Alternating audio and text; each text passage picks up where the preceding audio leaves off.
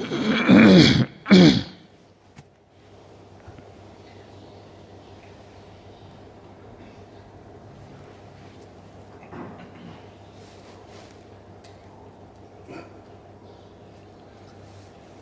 اللہ الرحمن الرحیم۔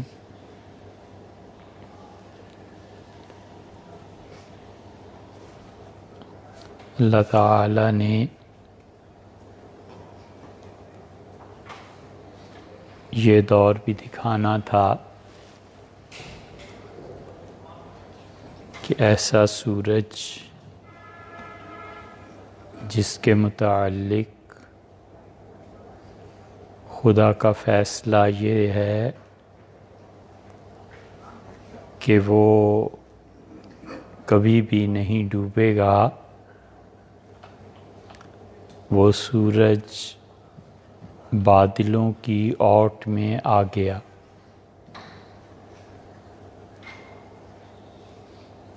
اور ایسا غبار اٹھا ہے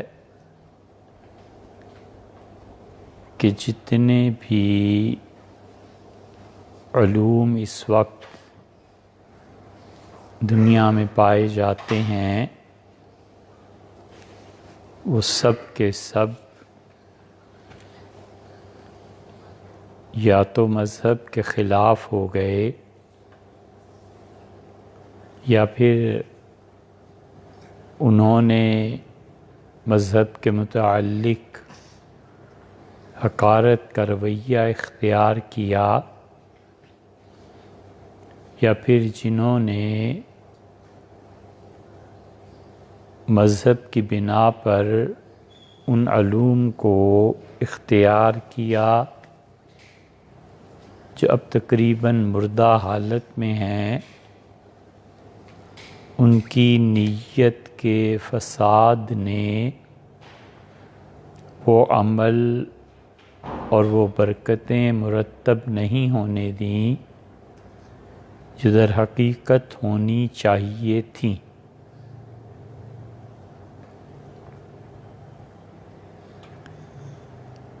اور زوال کی یہ داستان اور اس سے پچھلے لوگ اور جو لوگ اس کے بعد آئے، وہ حضرت شاہ ولی اللہ محدث دہلوی رحمۃ اللہ علیہ اور ان کا خاندان تھا اور بس۔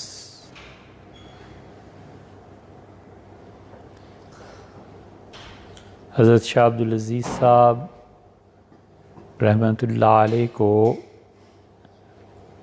اللہ تعالی نے بیک وقت کئی علوم اور کئی چیزوں میں مہارت عنایت فرمائی تھی۔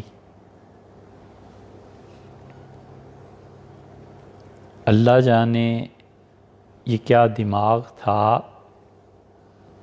لیکن اگر آپ ان کی کچھ چیزیں جو باقی رہ گئی ہیں ان کو پڑھیں، اگرچہ وہ ہر آدمی کے سمجھنے کی نہیں ہیں، تو ایک طرف مذاہب اور ادیان پہ ان کا مطالعہ اور اس پر تحقیق، دوسری طرف اپنے زمانے کے حالات اور امت مسلمہ عمومی طور پہ اور جو ہندوستان میں حالات پائے جاتے تھے ان کی نبض پہ ان کا ہاتھ تھا۔ لسانیات، لینگویجز، اس کی تحقیق اور کتاب و سنت اور فقہ اور تاریخ اور کیا کیا چیزیں تھیں جو اس ایک دماغ میں اللہ نے بھر دی۔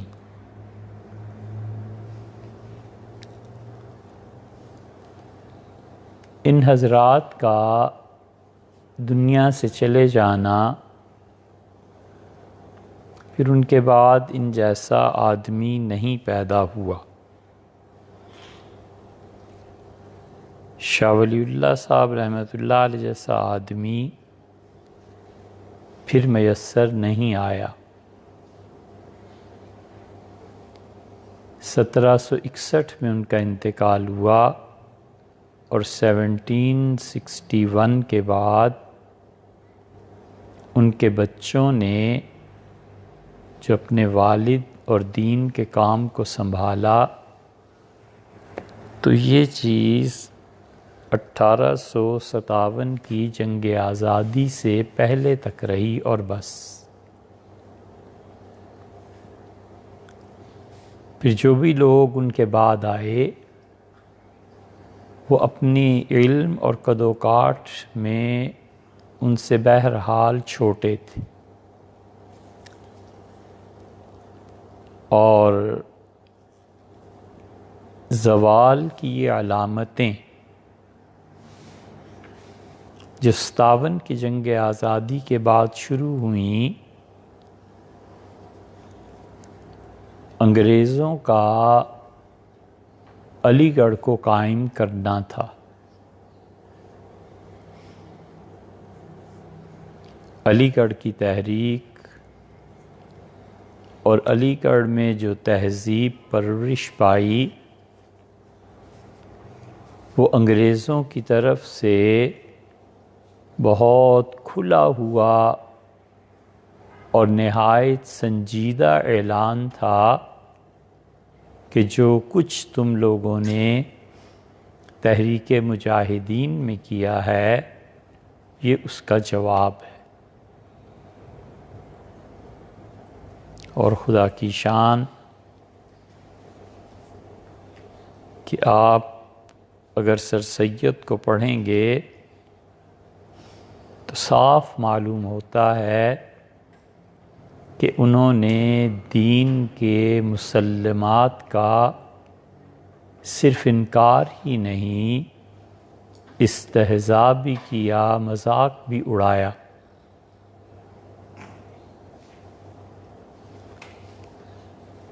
اس قوم کی بدقسمتی اور اس قوم کی تباہی اور اس کے زوال اور گرنے کا اندازہ کون کر سکتا ہے جس قوم کی بنیاد پہ سر سید جیسے لوگ، اس قوم کو کون تباہی سے بچا سکتا ہے جس کی صورت گری سر سید کرے۔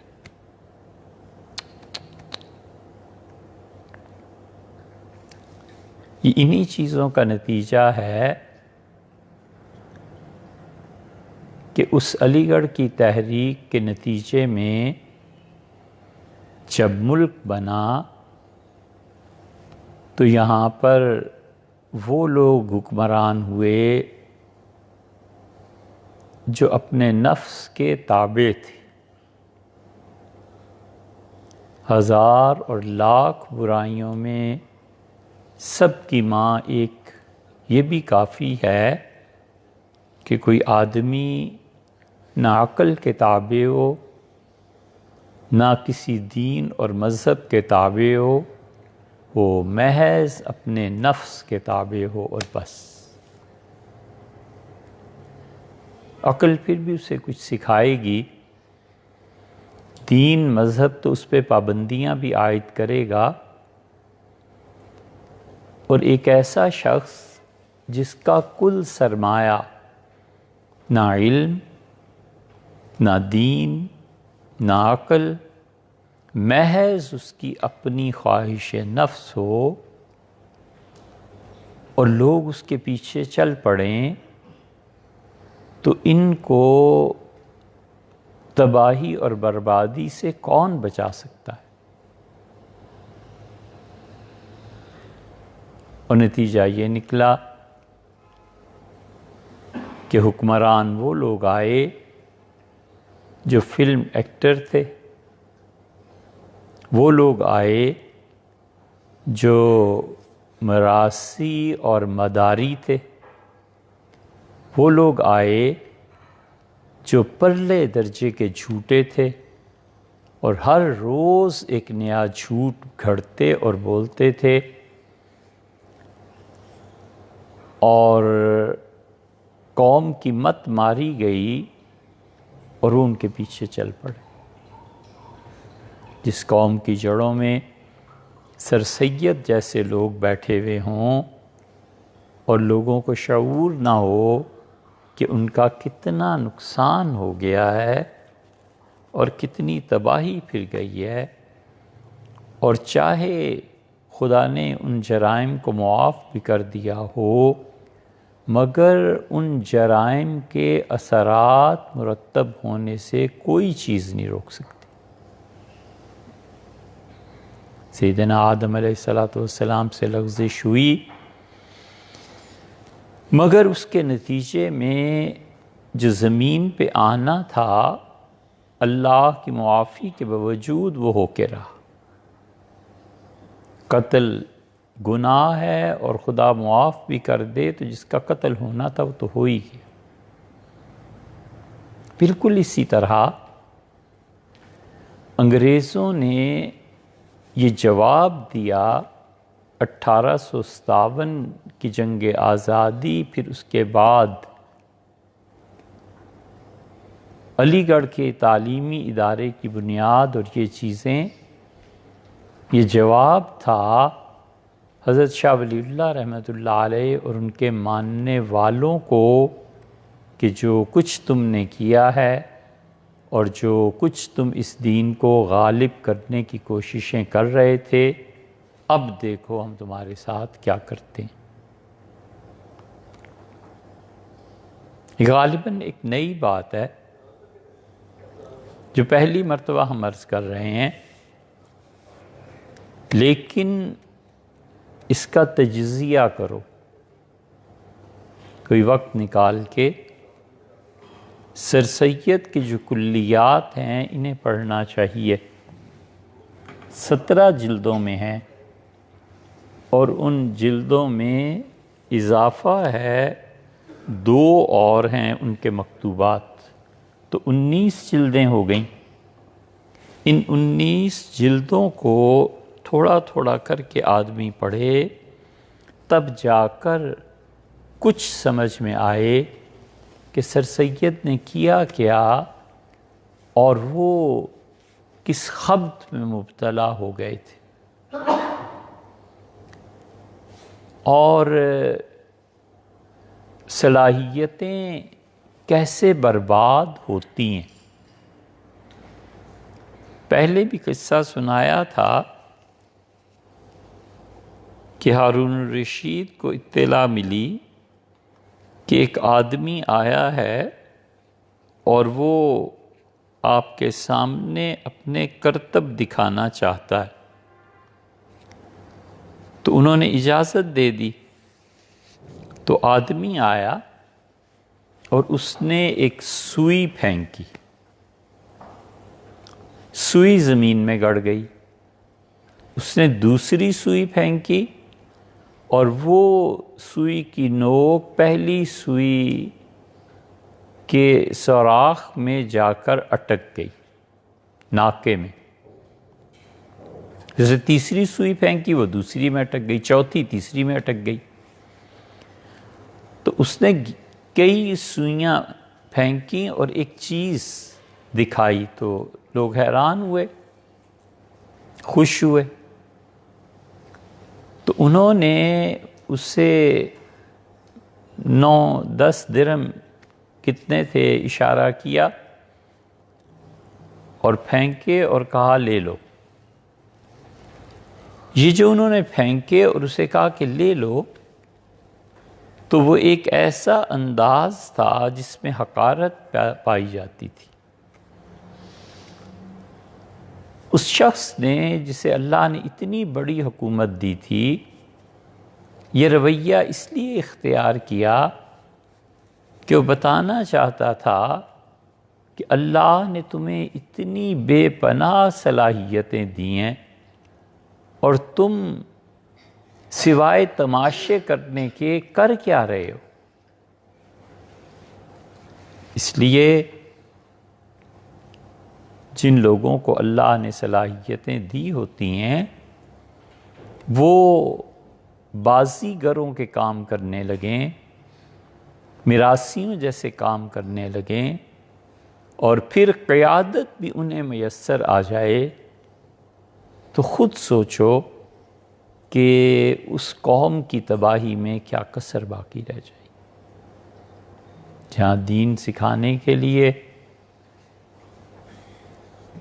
ایکٹریسز ہوں اور جہاں درس قرآن ایسے لوگ دینے لگیں اور دین کے سمجھنے کا دعویٰ وہ کرنے لگیں جنہیں سرے سے دین سے تعلق ہی کبھی زندگی بھر نہیں رہا، تو اس قوم کی تباہی میں کیا کمی باقی رہ جاتی۔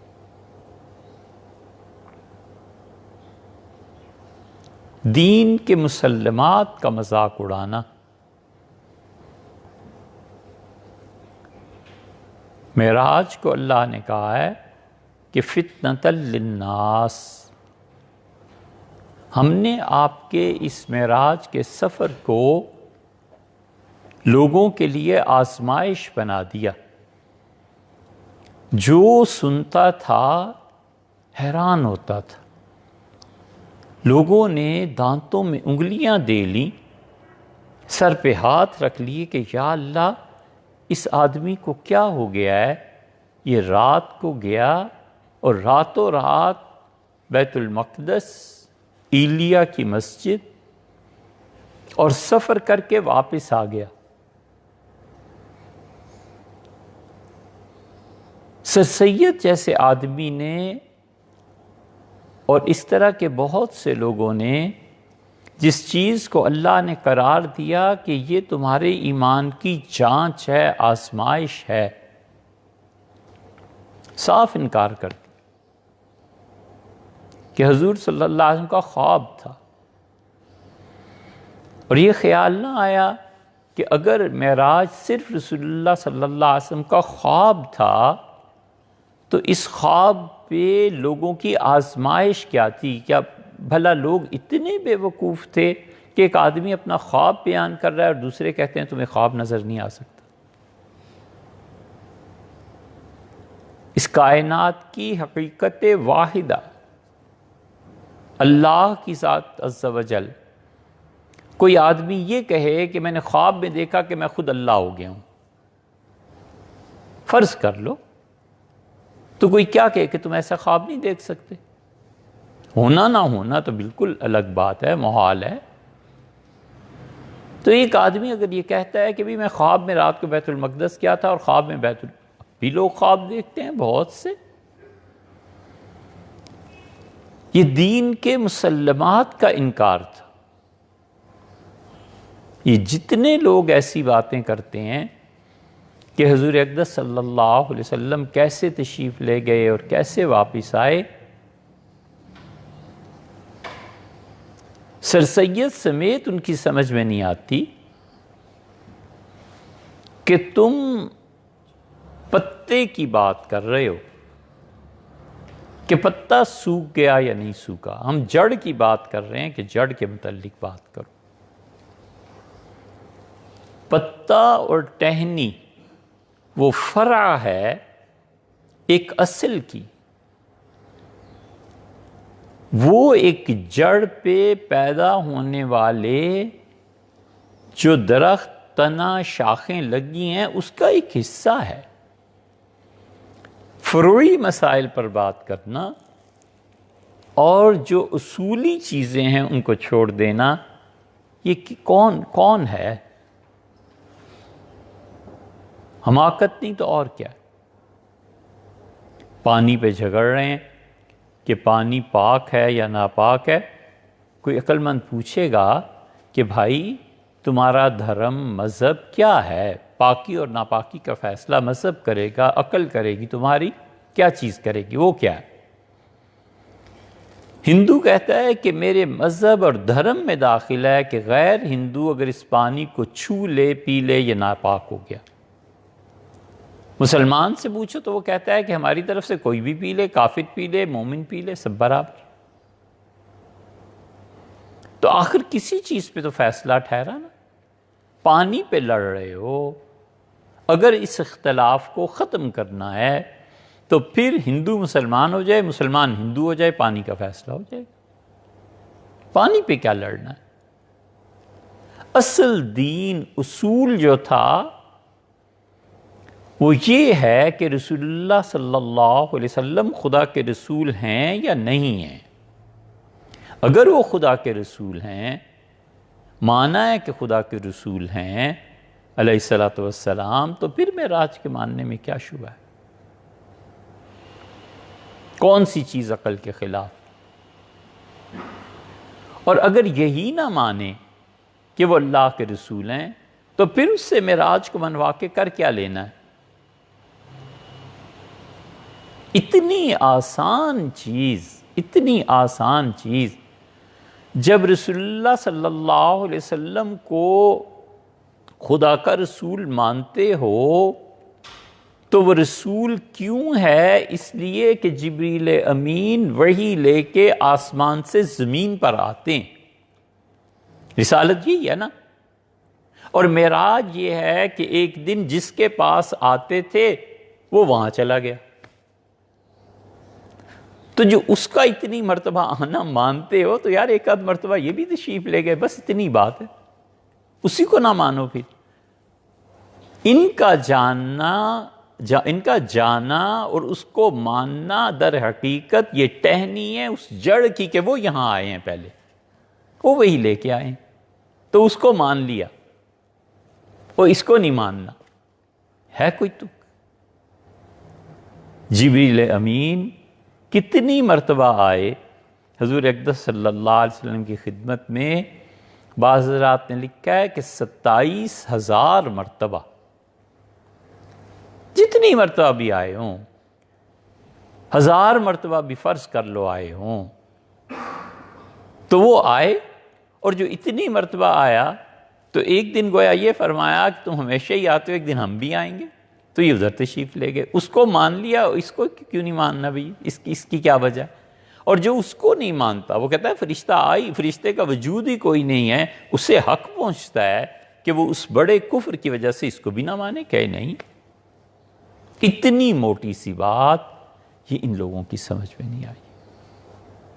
سر سید نے صاف انکار کر دیا. اس لیے صرف سر سید ہی نہیں، اس قوم کے زوال کا حال دیکھو. ان کے حکمران، ان کے سیاستدان ان پڑھ، جاہل، جھوٹے پرلے درجے کے، اور قیادت ان کو مل گئی. یا اللہ، جو بمبے میں اپنی نوجوانی میں جا کر کلبوں میں ایکٹریسز کے ساتھ بیٹھتے تھے اور ایکٹر انہیں لے کے جاتے تھے، وہ اس ملک کے وزیر اعظم ذوالفقار علی بھٹو بن گئے، جن کی صحبتیں یہ تھیں اور جن کی شامیں اس طرح سے گزرتی تھیں کہ مغرب عشاء کے بعد سے لے کے پھر اگلے دن چڑھے تک کسی سے نہیں ملنا، نشہ اترے تو کسی سے ملے. یہ ان لوگوں کی حرکتیں اور قیادت مل گئی قوم کی. کسی کا عقیدہ بگڑا ہوا ہے، کسی کے اعمال بگڑے ہوئے ہیں، اور قدر مشترک ان تمام میں جہالت. حرام ہے جو لکھ پڑھ کے دیں کہ یہ چیز ہے اور یہ چیز نہیں ہے. اس طرح ہونا ہے اور اس طرح نہیں ہونا. دین کا تصور واضح نہیں ہے. دین کیا چیز ہے یہ واضح نہیں ہے. تو وہ در حقیقت علی گڑھ جو تھا وہ جواب تھا حضرت سید احمد شہید رحمۃ اللہ علیہ کی تحریک کا، کہ تم لوگ جو اپنی عظمت رفتہ کو قائم کرنا چاہتے ہو، اور تم یہ جو چاہتے ہو کہ ایک مرتبہ پھر خدا کا دین یہاں پہ عروج پکڑے اور غالب آئے، اور لوگوں میں وہ تہذیب قائم رہے جو تہذیب کسی زمانے میں تھی، ہم اس کو نہیں چلنے دیں گے. اور نتیجہ یہ نکلا کہ علی گڑھ یونیورسٹی، کالج، اسکول جب بنا تو یہ حال تھا کہ اس زمانے کا لٹریچر آپ پڑھیں، اس زمانے کے فضلاء کو آپ پڑھیں، اس زمانے میں جو فارغ ہوتے تھے وہ یہ کرتے تھے کہ گلی محلے میں کہیں کتا مل جاتا تھا اور لڑکے اس کتے کو کالج میں لے آتے تھے، اور شغل یہ تھا کہ مارتے تھے اسے، تو کتا ظاہر ہے کہ بھونکتا تھا تو سب نعرہ لگاتے تھے اور کہتے تھے مولوی چپ کر۔ جہاں یہ تہذیب پرورش پائی ہو وہاں کس چیز کا دین اور کس چیز کی عزت اور احترام کیا تھا؟ یہ سب چیزیں اب تاریخ کے اوراق میں محفوظ ہیں۔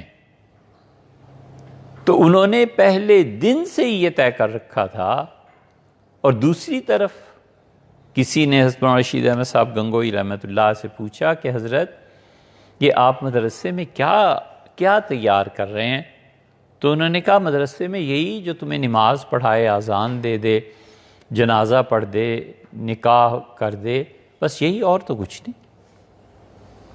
آدمی کبھی سوچے تو یہ چیزیں جن لوگوں نے بھی تیار کیں انہوں نے خدا کے شاعر، دین کے شاعر کی علامتیں قائم رکھی۔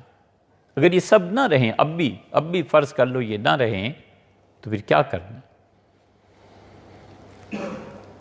اس لیے جو نسلیں اس نظریے پر چل رہی ہیں ان نسلوں کے نزدیک سب سے بڑا بت جسے وہ پوج رہی ہیں، اندر ان کا اپنا نفس ہے اور ظاہر میں اس کا نام ہیومینٹی اور انسانیت ہے۔ بس انسانیت کے نام پہ ایک چیز نہ کرو، جبر، اور باقی سب کچھ کرو۔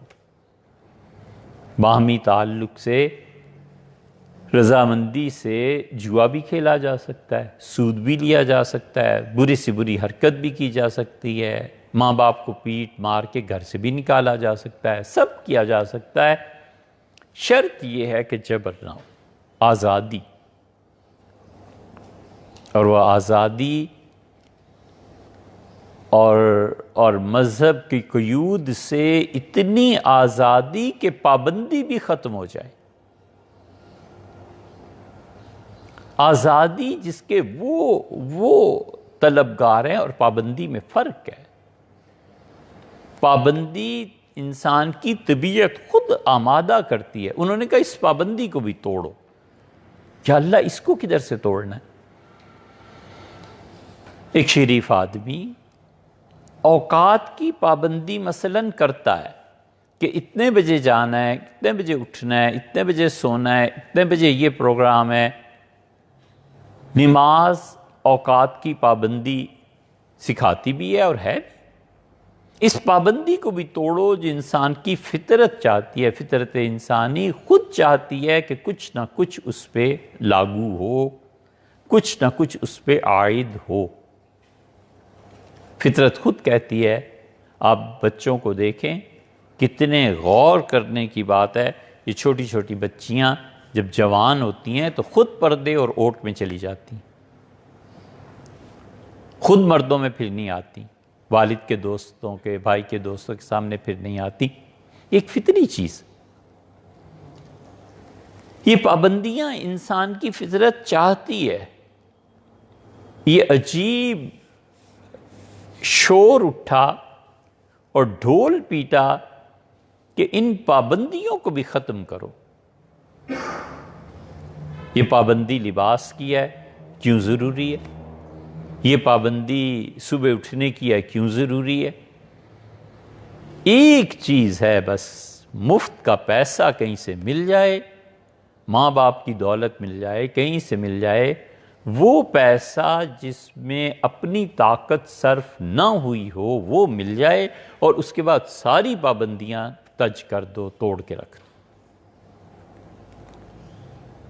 مدت سے تمنا تھی کہ شراب پیے اور مصیبت یہ تھی کہ پیسہ نہیں تھا۔ جس دن اپنی کمائی کا پیسہ آیا اس دن بھی کوئی جھجک تھی، اور جب کسی نے ویسے ہی پیسہ دے دیا، کہیں سے آ گیا، فراڈ کر کے آ گیا، کچھ کر کے آ گیا، تو وہ رہی صحیح حیا بھی نکل گئی کہ اب کیا ہے، اس نے ایک رات نہیں اس کے بغیر رکا اور کر لیا جو کرنا۔ یہ پوری ایک تہذیب، اسی تہذیب کا حصہ ہے کہ اب وہ گئے ہیں لاہور سے، لمس سے ربوہ میں، مرزائیوں سے، وہاں کے اسٹوڈنٹس سے اظہار یکجہتی کے لیے لڑکیاں لڑکے بے ہنگم شور مچا رہے ہیں۔ یہ ہیومینٹی ہے، یہ ساری انسانیت ہی کے نام پہ سبق ہے۔ آدمی سوچے کہ آخر غیرت شرم نام کی کوئی چیز دنیا میں ہے؟ ایک آدمی کو گالی دو، اسے بھی شرم نہ آئے، اور پھر اس کے ماں باپ کو بھی گالی دو، اس پہ بھی شرم نہ آئے، پھر اس کے پیر و مرشد کو گالی دو تو بھی اس کی غیرت نہ جاگے، تو غیرت نام کس چیز کا ہے؟ پھر کبھی تو جاگے، کسی مقام پہ تو پہنچ کے آدمی کو ناگوار گزرتا ہے نا کہ یار یہ زبان نہ استعمال کرو۔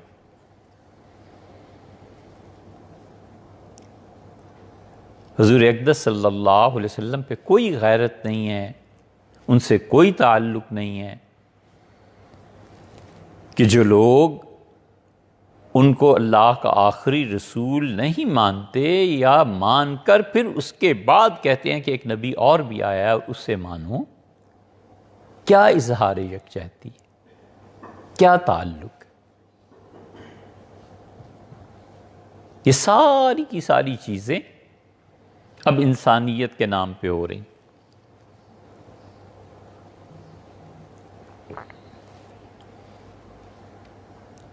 تو 1857 کے بعد یہ جو تبدیلی آئی ہے، یہ پورے کا پورا جواب تھا، اور سر سید نے مغرب کو بنیاد بنا کر انہوں نے ہر چیز میں اسے غالب کیا۔ مسلمانوں کے ذہن پہ غلبہ چھا گیا، اور تدریجاً ہم جو گرے ہیں، تو اب ہمارے اخلاقیات میں اس کی بنیاد مغرب ہے، خدا نہیں ہے۔ جتنے امریکہ سے، انگلینڈ سے، فلاں سے 2-4 سال رہ کے آتے ہیں، وہ آ کر پھر اعتراض کرتے ہیں کہ یہاں لائن کیوں نہیں لگی، یہاں یہ کیوں نہیں ہوا، یہ کیوں نہیں ہوا۔ اے حضرت، آپ بھی یہیں رہتے تھے اور آپ بھی یہی کچھ کرتے تھے، فرق کیوں پڑا؟ فرق کی بنیاد مغرب بنا، دین نہیں۔ اگر دین فرق کی بنیاد بنتا تو آپ پھر اس سے پہلے بھی ایسے ہی ہوتے۔ اس لیے اخلاقیات کا جو مطلوبہ معیار ہے وہ مغرب نے قائم کیا، دین نے نہیں۔ وہاں جا کر دیکھا ہے کہ پیسہ، پیمنٹ بالکل وقت کے مطابق ہونی چاہیے، اس کی بنیاد یہاں آ کر اس کے معاملات کی صفائی مغرب بنا، دین نہیں۔ اور پورے کا پورا دین ایک فکرے میں برباد کر دیا کہ حقوق العباد کریں جی، اللہ اپنے حق معاف کر دے گا، اور جس دن کرے گا اس دن پتہ چلے گا۔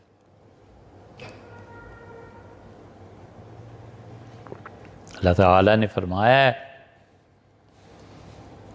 کہ جن لوگوں نے اضاعوا الصلاۃ، نماز کو ضائع کیا، واتبعوا الشہوات، اور اپنی خواہشات کی پیروی کی، فسوف یلقون غیا، وہ عنقریب جہنم کی اس وادی میں جا کر گریں گے، جس جگہ، جس حویلی، جس مکان، جس جہنم کے محل کا نام اللہ تعالیٰ نے فرمایا غی ہے،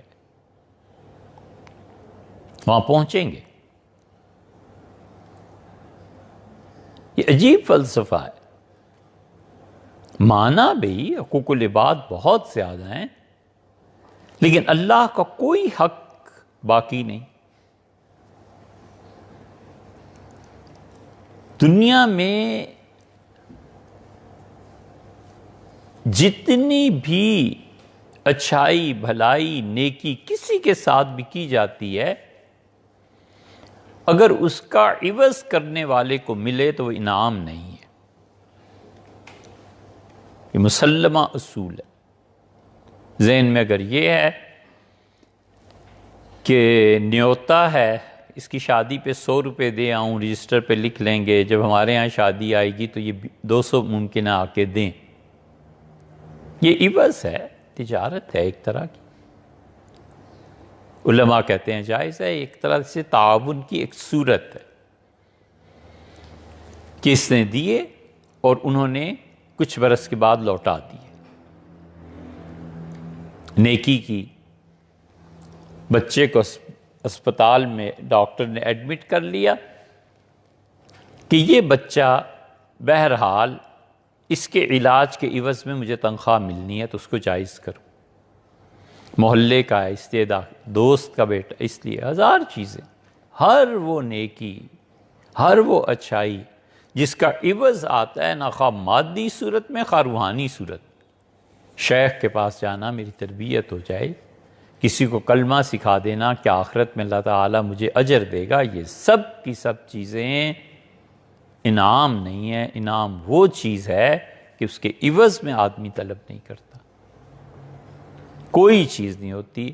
اور وہ اگر یہ معیار مان لیا جائے تو صرف اللہ ہے جو اپنے بندوں پہ انعام کرتا ہے۔ بندے سب کے سب اس کے نافرمان ہو جائیں تو کیا بگاڑ لیں گے، اور فرما بردار ہو جائیں تو کیا اس کی سلطنت اور اختیار میں اضافہ ہو جائے۔ وہ جو منعم حقیقی ہے، جو حقیقت میں انعام کرنے والا ہے، جس نے کوئی عوض نہیں لینا، اس کے حقوق سارے ساقط۔ نہ زکوٰۃ دیں، حج فرض ہونے کے باوجود وہ نہ کریں، نماز نہ پڑھیں، کوئی کام خدا کا نہیں کرنا، کوئی اس کا حق، اس پہ کوئی نہیں حقوق العباد۔ یہ ایسا بت تراشا ہے کہ اس حقوق العباد کے نام پہ یونیورسٹیز بناؤ، اس حقوق العباد کے نام پہ کالج بناؤ، اسکول بناؤ، ہاسپٹل بناؤ، اور وہ پیسہ چاہے حرام سے حاصل ہو، حلال سے حاصل ہو، عورتوں کو نچوا کے حاصل ہو اور شرعی احکامات کی مخالفت کر کے حاصل ہو۔ بھلا بتاؤ، اس سے کوئی پوچھے اس حرام کے پیسے کو کمانے کو اللہ نے کہا تھا؟ کسی جا کے حلال پہ پھر لگانا جائز کام ہو؟ کیا اس میں برکت رہے گی؟ اور خدا کو کیا جواب دینا؟ یہ ہو رہا ہے۔ اس لیے مغرب اتنی بری طرح چھایا ہے کہ اخلاقیات تمام کے تمام مغرب سے لیے ہوئے، جس کے جڑ میں ایمان اور جس کی جڑ میں کتاب و سنت نہیں۔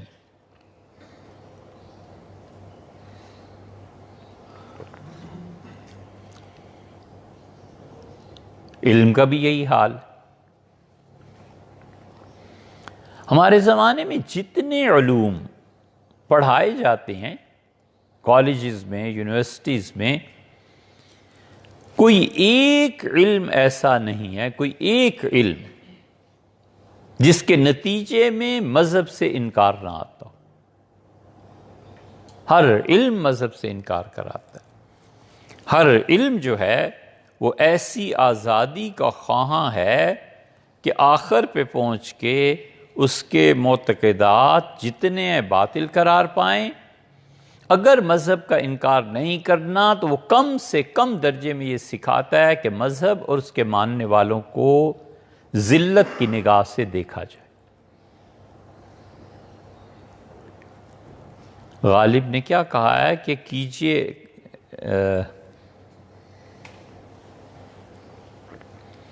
قطع کیجئے نہ تعلق ہم سے، کچھ نہیں تو عداوت ہی صحیح۔ داغ نے بھی کہا ہے، وہ کہتے ہیں کہ جی چاہتا ہے چھیڑ کے ہوں ان سے ہم کلام، کچھ تو لگے گی دیر سوال و جواب میں۔ لڑائی صحیح محبوب سے ہو تو صحیح نا، کوئی تعلق تو ہو، اور لڑائی بھی نہ رہے۔ یا اللہ اس کا مطلب ہے بالکل ہی تعلق ختم ہو گیا۔ آپ بے حسی دیکھیں اس ملک و ملت میں، یعنی پہلے لوگ کوئی مذہب کی مخالفت تو کرتا تھا، اب وہ بھی نہ رہی۔ وہ بھی تو ایک تعلق تھا نا کہ اسلام یہ کہتا ہے تو ہم یہ کہتے ہیں، یہ ہے تو یہ ہے، وہ بھی نہیں رہی۔ دوستی تو کیا ہوتی دین سے، دشمنی بھی نہیں رہی، اس لیے کہ موضوع نہیں رہا۔ علم صرف نام رہ گیا ہے ان چیزوں کا جس کے ذریعے پیسہ آئے، بس پیسہ کمانے کا نام علم ہے، وگرنہ مغرب کو ہر اعتبار سے لوگوں نے قبول کیا ہے، علم میں بھی قبول کیا، اور سوشل سائنسز تک مغرب سے متاثر ہیں۔ یہ جتنی سوشل سائنسز ہیں، فلسفہ، تاریخ اور اس کا فلسفہ، جمالیات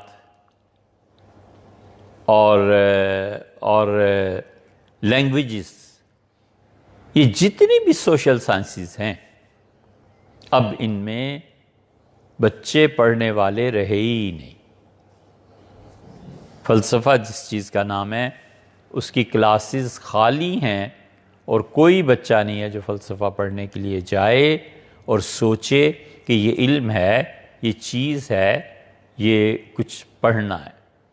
لینگویجز کو دیکھ لیں، چائنیز کی طرف لپکے ہیں اس لیے کہ وہاں پر نوکری کے مواقع ہیں، کہ چائنا اب غالب آ رہا ہے اور نوکری کے مواقع مل جائیں گے، وگرنہ لینگویجز میں اور بھی تو بہت سی ہیں۔ کتنے ہوں گے پاکستان میں جنہوں نے انگلش میں پی ایچ ڈی کی ہوگی؟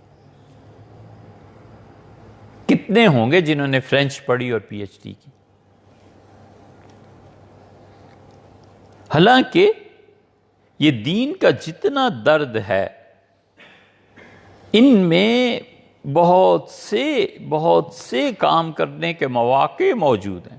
مواقع کا مطلب یہ ہے کہ اگر آپ فرینچ لائبریریز اور ان چیزوں کو دیکھیں تو انگلش سے زیادہ فرانسیسی میں لکھا گیا ہے اسلام پہ اعتراضات میں، کیونکہ ان کا تعلق وہاں تھا مراکش سے، اندلس سے، اسپین سے، پھر الجزائر سے، ٹیونس سے، یہ سارا فرانس کے ساتھ، اور ان سے واسطہ صدیوں پہلے پڑا تھا۔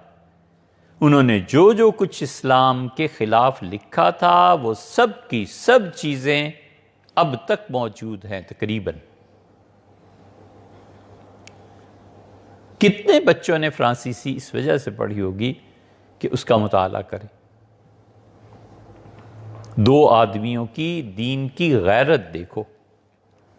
حضرت شاہ عبدالعزیز صاحب محدث دہلوی رحمۃ اللہ علیہ نے عبرانی زبان پڑھی، فرمایا کہ قرآن کریم میں بہت سی چیزیں آتی ہیں جن کی تشریح کے لیے یہودیوں کے لٹریچر کو سمجھنا، مطالعہ کرنا ضروری ہے۔ مجھے زبان آتی نہیں تھی، اس لیے ایک یہودی سے پڑھی۔ اور مولانا سید سلیمان ندوی رحمۃ اللہ علیہ نے کہا کہ نئے نئے کتبے دریافت ہو رہے ہیں پرانے زمانوں کے، اور اثریات کیا کہتے ہیں اسے،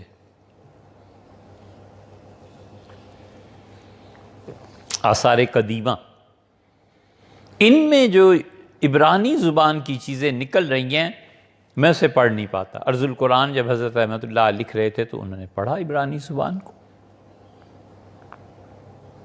کتنے ہیں جنہوں نے عبرانی زبان پڑھی؟ اس لیے جتنی سوشل سائنسز اب مسلمانوں کے پاس ہیں، چاہے وہ تاریخ ہے، چاہے وہ فلسفہ ہے، جمالیات ہیں، اور اس کے ساتھ ساتھ تاریخ، فلسفے کی بھی تاریخ ہے، اور لسانیات، یہ سب کی سب غیروں کے قبضے میں ہیں، اور کہیں ہمارا اثر عمل دخل کچھ نہیں۔ مغرب سے وہ بھی متاثر ہے، علم بھی، مغرب ہی سے متاثر ہے ذہن بھی، مغرب ہی سے متاثر ہے اخلاقیات بھی، اور مغرب ہی سے متاثر ہے عمومی طرز زندگی جو ہے وہ بھی۔ یہ ساری کی ساری چیزیں اس کے نتیجے میں اب جو تہذیب ابھری ہے اور ابھر رہی ہے، مذہب اس کا موضوع نہیں ہے، اور جو کچھ پڑھایا جاتا ہے یہ سارے کا سارا یا تو مذہب کا انکار یا پھر مذہب اور اہل مذہب کی حقارت، اور یا پھر مسئلہ ہی کوئی نہیں، ہمیں کیا۔ اس لیے اس کا ایک حل اگر کوئی چاہے کہ ان سے ٹکر لے تو اب تو ٹکر لینے کی پوزیشن میں ہی نہیں۔ ابھی تو 150-200 سال مسلمان تعلیم حاصل کریں، پھر جا کر ان کو یہ مقدمہ سمجھ میں آئے کہ ہے کیا چیز۔ جانتے ہی نہیں۔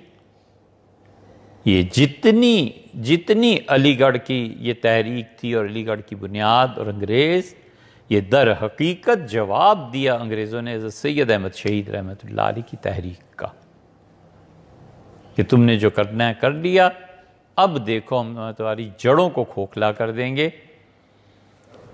اور حالت یہ ہو گئی تھی کہ آدمی مر جاتا تھا، اور جہالت اتنی تھی کہ 12 میل تک کوئی آدمی نہیں ملتا تھا جو جنازہ پڑھائے، تو گھوڑا لے کے جاتے تھے گاؤں والے کہ مولوی صاحب آؤ اور ایک جنازہ رکھا ہوا ہے پڑھا دو۔ ایسے نہیں ہے کہ سر سید کو پڑھے بغیر ہی بات کر رہے ہیں، آپ خود پڑھیں، آپ خود پڑھیں۔ میرٹھ میں اگرچہ اس میں بھی جہالت تھی، ایک شریف خاندان تھا، ایک بچہ بغیر نکاح کے پیدا ہوا، گورا تھا، اس کے مسلمان لڑکی تھی، تو اس پہ شدید غصہ تھا مسلمانوں کے۔ وہ چھوٹا بچہ جو تھا اس کو انہوں نے مار دیا، پتھر مار مار کے یا اینٹیں ماری یا جو کچھ بھی کیا، جہالت کی بات کی، اس میں کوئی شبہ نہیں۔ لیکن سر سید نے اس کی بھی وکالت کی کہ ہائے ہائے گورا دماغ تھا، یہ بڑھ جاتا بڑا ہو جاتا، کیا غضب کا دماغ تھا، یہ تھا وہ تھا۔ بھی مر گئے مسلمان سارے جن کے غضب کے دماغ نہیں ہوتے اور وہ نکاح کے بعد پیدا ہوتے۔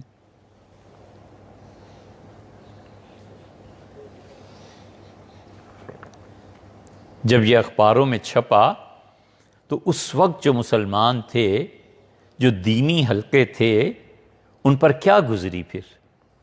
انہوں نے کہا یا اللہ یہ تو بالکل ہی کفر پہ آ گیا ہے، نکاح کی کوئی ضرورت ہی نہیں رہی، اور انگریزوں کے بچے مسلمان بچیاں جنم دیں، یہ کیا طریقہ ہے؟ پڑھتے چلے جائیں۔ سر سید ہی نے یہ بات بڑی آسانی سے لکھی کہ وحی کا خارج سے وجود ہوتا ہی نہیں، چھٹی فرشتوں کی، وحی خارج سے نہیں آیا کرتی۔ نبی کے اندر جو صلاحیتیں ہوتی ہیں وہ خود اتنی زیادہ پروان چڑھ جاتی ہیں، اتنی زیادہ ہو جاتی ہیں کہ وہ خود بخود اندر سے آواز اٹھتی ہے، اور جو اندر سے آواز اٹھتی ہے جسے چھٹی حص ہوتی ہے وہی بن جاتی ہے۔ تو جب باہر سے وہی آتی نہیں اور جبریل بھی نہیں آتے اور کوئی نہیں آتا، اور اندر ہی کے خیالات اٹھ کے پھر نبوت اور قرآن بن جاتا ہے، تو پھر معراج کا انکار بھی آسان ہے۔ جب ادھر سے کوئی نہیں آیا تو ادھر سے کوئی کیوں آ جائے گا؟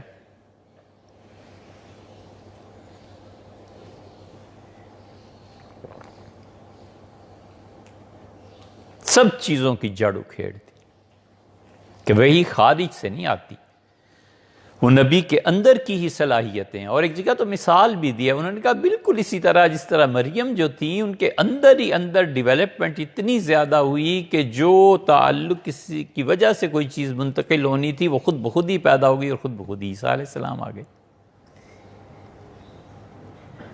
تو عیسیٰ علیہ السلام کی جس کو خدا بار بار ابن مریم کہتا ہے، اسی لیے کہ وہی عقل میں نہیں نہ آتی، لہٰذا عقل میں جو چیز نہیں آتی اس کا انکار کر دو. دین، عقل، یہ سب چیزیں اس فکر نے رواج پایا، اس فکر کو اقتدار مل گیا. اس فکر کو جب اقتدار ملا تو کم سے کم اس درجے پہ آ کر ٹھہرے کہ دین کی کوئی ضرورت نہیں ہے، مذہب کی کوئی ضرورت نہیں. ایوب خان اسی کی پیداوار تھے. علی گڑھ کا اثر اس ملک میں 1970 تک رہا ہے. بھٹو کے وزیروں میں وہ لوگ شامل تھے جو علی گڑھ سے پڑھ کے آئے ہوئے تھے، خورشید حسن میر وغیرہ وغیرہ، سب علی گڑھ کے پڑھے ہوئے تھے. اس لیے انہیں مذہب کا مذاق اڑانے میں، مذہب کو برا کہنے میں، مذہب کی تعلیمات کو پس پشت ڈالنے میں کوئی حرج نہیں تھا. ایوب خان نے پورا بورڈ بنا دیا آئلی قوانین پہ مشتمل، اور سب شریعت کے خلاف، اور زیادہ ان کو اعتقاد مولانا احتشام الحق صاحب تھانوی پہ تھا. مولانا احتشام الحق تھانوی نے بڑی نیکی کا کام کیا، 50-60 صفحے کے اختلافی نوٹ لکھا کہ یہ چیز شریعت کے خلاف ہے، ایوب خان یہ نہیں ہونی چاہیے، یہ نہیں ہونا، یہ نہیں ہونا، یہ نہیں ہونا، اور نتیجہ یہ کہ راندہ درگاہ قرار پائے. پھر بڑے حضرت سے کون ملنے دیتا تھا؟ اس لیے کہ انہوں نے خدا کے دین کی وکالت کی، خدا کے دین کو سراہا، صحیح مسئلہ بیان کیا. یہ جتنے نکاح نامے ہیں ان کو پر کریں. اس میں لکھا نہیں ہوتا کہ اگر یہ دوسری شادی ہے تو پہلی بیوی سے شادی کا اجازت نامہ، پھر اس کا نمبر، پھر یہ اور وہ. یہ شریعت کے خلاف نہیں ہے تو اور کیا قانون بنا رکھا ہے؟ ایک مرد پہ اللہ نے پابندی نہیں رکھی کہ وہ پہلی بیوی سے اجازت طلب کرے، تو یہ کیا ہے؟ خلا، جسٹس حسن رحمان یہ پہلا آدمی ہے جس ظالم نے خلا کو تنسیخ نکاح قرار دے دیا کہ خلا ہو گیا تو نکاح خود بخود ٹوٹ گیا. یہ کیسے ٹوٹ گیا یار؟ حضور اقدس صلی اللہ علیہ وسلم کے دور میں خلا ہوا ہے، پوری حیات طیبہ میں رسول اللہ صلی اللہ علیہ وسلم کے سامنے شوہر اور بیوی بیٹھے ہوئے، ایک مرتبہ نہیں ارشاد فرمایا کہ طلاق ہو گئی. خلا سے کیا ثابت ہوا کہ اگر مان لیا جائے ہونی ہے خلا تو یہ ثابت ہو گیا کہ اس بچی پہ ظلم ہے اور اسے طلاق کی ضرورت ہے. طلاق کون دے گا؟ کون کہے گا؟ جج کہے کہ طلاق دو، کورٹ کہے کہ طلاق دو، قاضی کہے کہ طلاق دو، کوئی بھی نہیں کہتا. تو اس شہر میں سب سے بڑا عالم دین جس پہ دونوں کا اعتبار ہو وہ سن کے کہے کہ طلاق دے. نہ دے تو اتنا اختیار ہے اس کو کہ وہ اپنی طرف سے طلاق دے دے. وہ 4-5-7 علماء کو بٹھاتا ہے، بینچ بن گیا، بورڈ بن گیا، ان سب نے مل کے کہا کہ بھئی طلاق ہم تمہیں دیتے ہیں بچی، تم فارغ، تم آزاد. اس سے خود نفس خلا کو کس نے کہا ہے کہ طلاق کے بغیر یہ اور نکاح ہوئے چلے جا رہے ہیں، عدالتیں خلا دے رہی ہیں، ڈگری ہو رہی، پتہ نہیں کیا کیا ہو رہا ہے. حیات طیبہ میں ایک بار نہیں فرمایا کہ خلا کیا ہے. حضور اقدس صلی اللہ علیہ وسلم نے فرمایا شوہر سے کہ تم طلاق لو، اس کو حکم دیا. یہ نہیں ہے کہ حضرت رسالت پناہ صلی اللہ علیہ وسلم خود طلاق ایک بار بھی کہہ دیتے نا مسئلہ ہی ختم ہو جاتا. یہ فرما دیتے کہ تمہارا نکاح ختم ہو جاتی بات. حیات طیبہ میں یہ نہیں ہوا. یہ آئلی قوانین ہے، اور آئلی قوانین کا حال یہ ہے کہ ایوب خان جیسے آدمی اور بھٹو جیسے آدمی اور ضیاء الحق، خیر ایوب نے تو بنائے تھے، اصل بات یہ کہ ضیاء الحق جیسا آدمی آیا اور اس نے کہا کہ آئلی قوانین کو نہیں چھڑا جائے گا، آئلی قوانین اپنے حال پہ قائم رہیں گے. یہ سب کیا ہے؟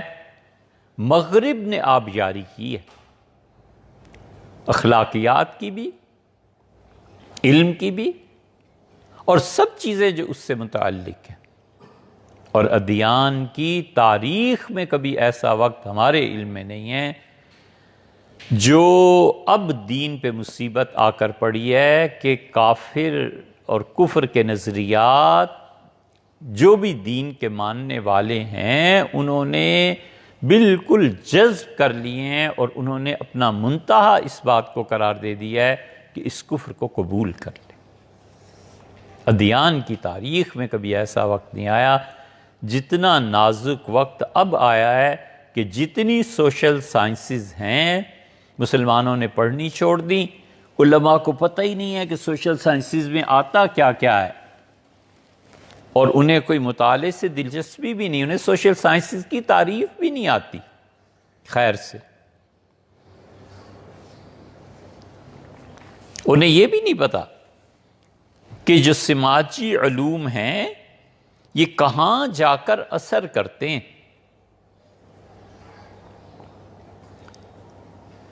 اس لیے جتنے سماجی علوم ہیں،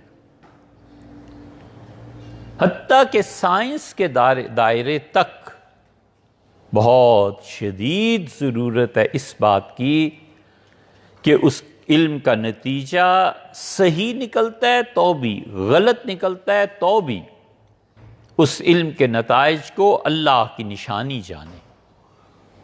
وہ علم اللہ کی معرفت پیدا کرے، اللہ سے روشناسی پیدا کرے، اللہ سے تعلق کو پیدا کرے. اگر وہ علم اس کو پیدا نہیں کرتا تو پھر وہ کفر پہ مشتمل ہے. وہ ساری چیزیں آپ اٹھا کر دیکھیں، تدریجاً یہ کفر آتا ہے اور اتنے کانٹے بیج دیتا ہے انسانوں کے دماغ میں کہ اگر شرم حیا سے چپ رہے تو چپ رہے، وگرنہ وہ کھلے بندوں اعتراض کرتا ہے کہ نبوت کی کیا ضرورت ہے، دین کی کیا ضرورت ہے، نکاح کے لیے مذہب کی کیا ضرورت ہے. یہ سب چیزیں عام ہو گئی. اسی لیے فرانس کا بہت بڑا مفکر تھا، 1926 میں پیدا ہوا، مشل فوکو. فرانسیسی میں ان کا نام ہے، ایسے ہی پڑھتے ہیں. ہم نے پوچھا تھا فرانس میں تو انہوں نے یہی تلفظ کیا. ممکن ہے ہماری ادائیگی میں غلطی ہو، لیکن بہرحال 20ویں صدی میں جو دماغ پیدا ہوا، 26 میں پیدا ہوا اور 84 میں اس کا انتقال ہوا ہے. کمال کا دماغ تھا. بہت بڑے بڑے دماغ جو مغرب میں پیدا ہوئے اور انہوں نے دنیا پہ اثر ڈالا اپنا. مغرب اس سے بہت آگے نکل گیا ہے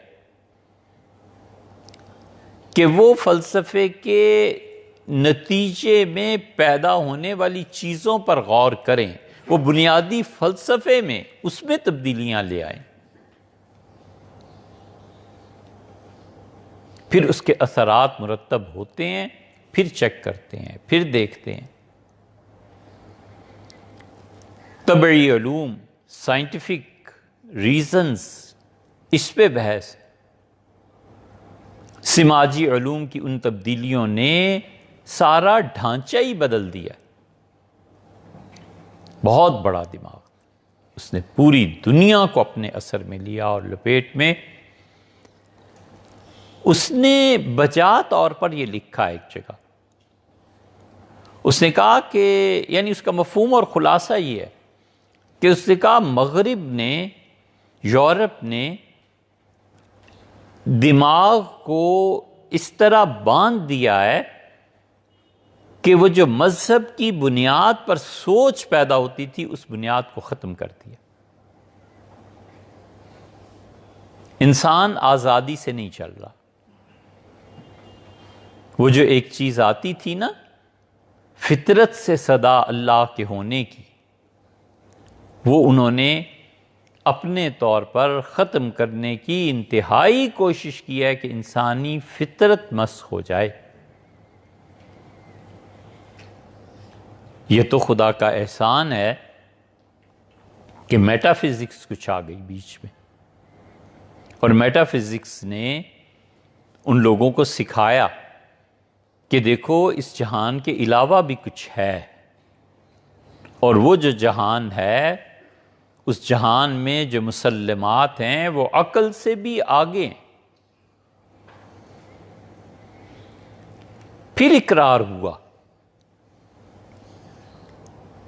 حضرات انبیاء علیہ الصلوۃ والسلام یہ جو خبر دیتے ہیں نا کسی اور چیز کی، یہ اس طرح کا نہیں ہوا کرتا کہ اس کی تصدیق کی جائے تو پھر وہ مسلمان ہو جاتا ہے، اور تردید کرے تو کافر ہو جاتا ہے.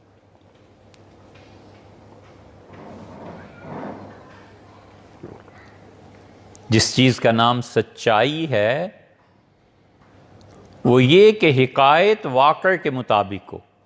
یہی ہے نا سچائی. ایک آدمی کہتا ہے کہ کراچی میں چاند نظر آیا ہے، یہ اس نے حکایت آپ سے ہم سے یہ قصہ بیان کیا،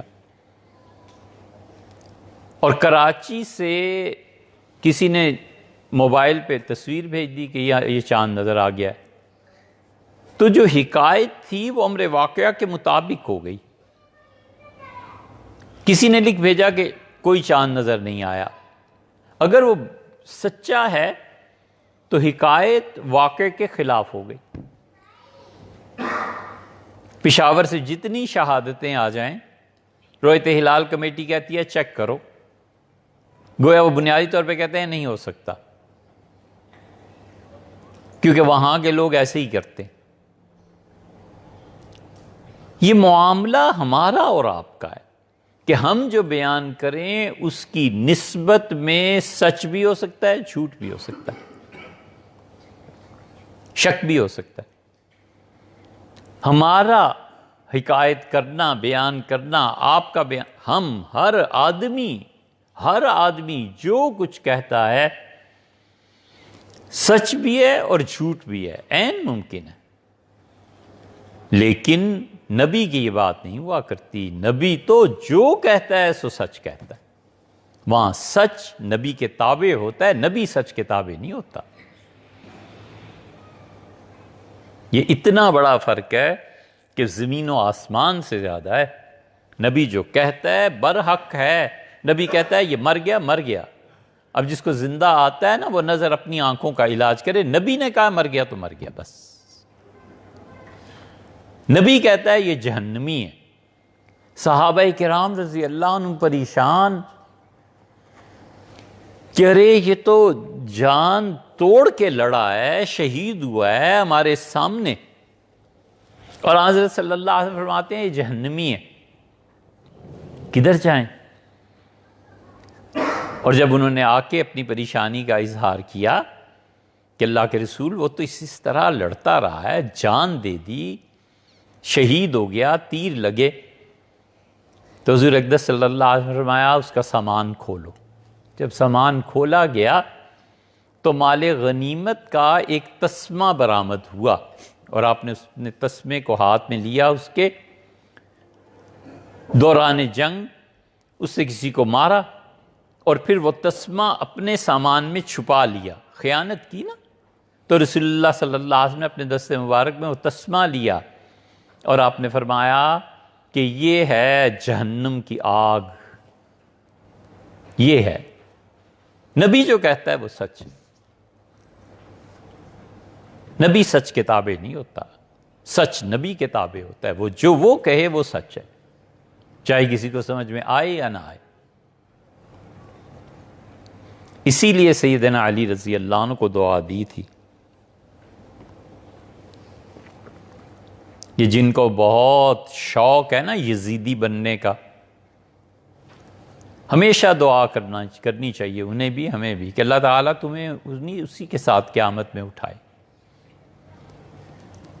ہمیں تو بھئی سیدنا علی رضی اللہ عنہ کے ساتھ اٹھائے، حسین ابن علی، حسن ابن علی رضی اللہ عنہ کے ساتھ خدا حشر کرے۔ تم جاؤ ادھر حجاج ابن یوسف کو لے لو، ابن زیاد کو لے لو، اس کو لے لو، یزید، جس کو جی چاہے لے لو۔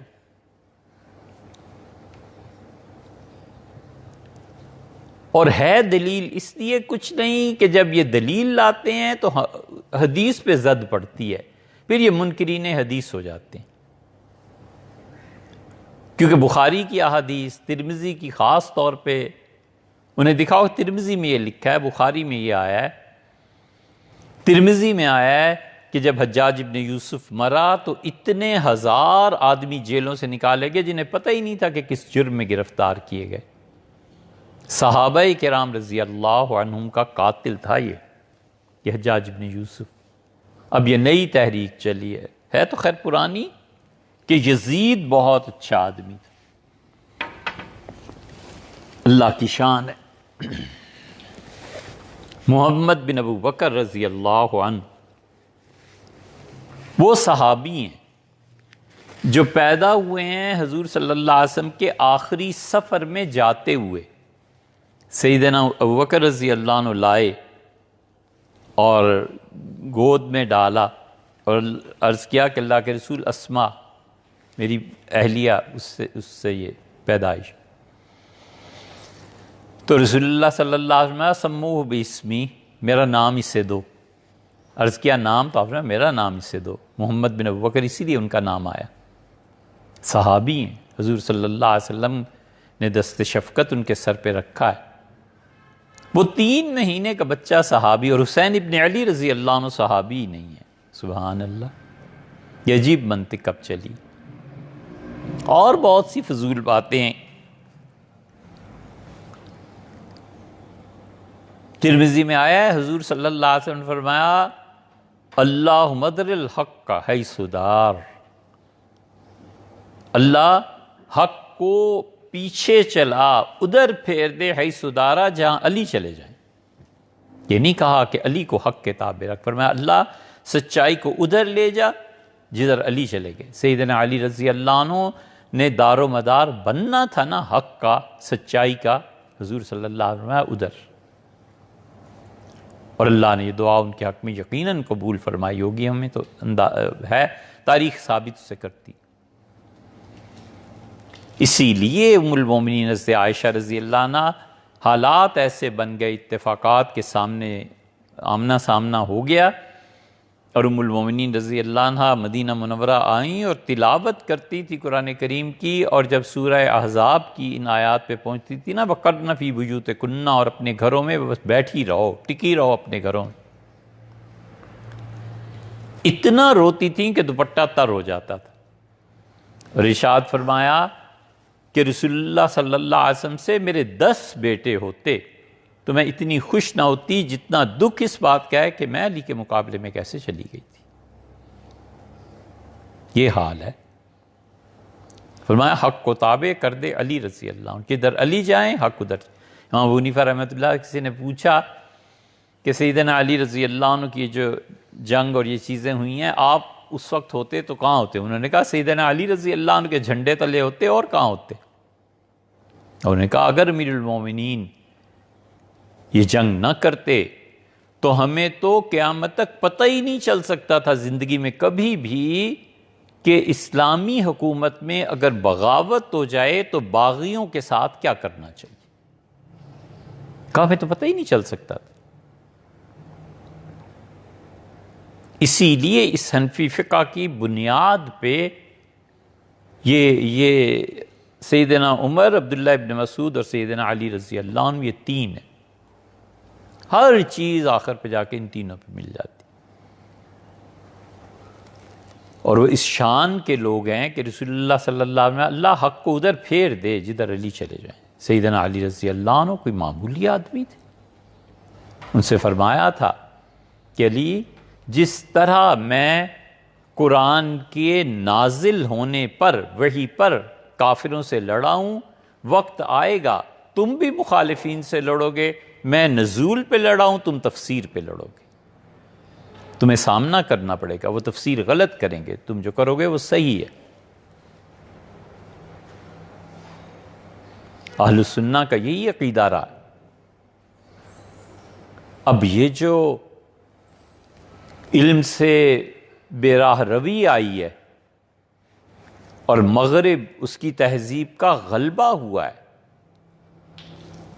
تو ہر چیز پہ اعتراضات، ہر چیز پہ اعتراض، قرآن کا وحی نہ ہونا، اب اس پہ اعتراضات آ رہے ہیں کہ قرآن وحی نہیں تھا، وہ تو حضور اقدس صلی اللہ علیہ وسلم نے اپنے پاس سے گھڑ لیا تھا۔ اللہ تعالیٰ نے بھی فرمایا، اللہ تعالیٰ نے فرمایا کہ یہ جو کتاب ہم نے نازل کیا، کافر یہ کہتے ہیں کہ اس سے املا کروائی جاتی ہے، لکھوائی جاتی ہے،